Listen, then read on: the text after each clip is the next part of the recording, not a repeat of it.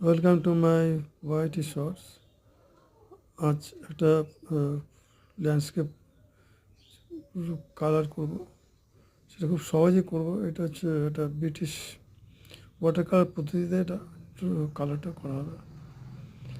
এ খুবই সহজ, এমন কিছু কঠিন কিছু নেই, খুবই সহজ বলা যায়। এটা ইমপ্রেশন একটা আছে এর মধ্যে ওয়াটার কালারে।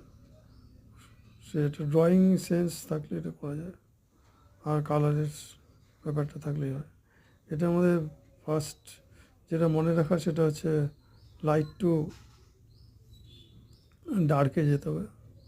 সেটা সেটা বোঝাচ্ছে যে লাইট করে প্রথমে করতে হবে, তারপরে ডার্কে আস্তে ধীরে ধীরে করলে হয়ে যাবে। তো ড্রয়িং সেন্স বলতে পার্সপেক্টিভের ব্যাপারটা মাথায় রেখে ড্রয়িংটা করা যায়। আর এটা আমি ডাইরেক্ট কালার দিয়ে ড্রয়িংটা করছি। খুব যেরকম লাইট কালার করে যেরকম করা হচ্ছে বারবার, এর মধ্যে খুব বেশি কালার রাখিনি, খুব অল্প কালারের মধ্যে এটা করার চেষ্টা করেছি। যেমন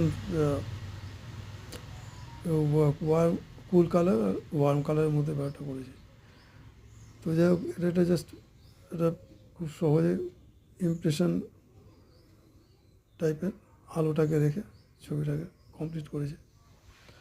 তো এটা করা যায়, পার্সপেক্টিভটাকে বজায় রেখে ড্রয়িংটা বানানো যায়।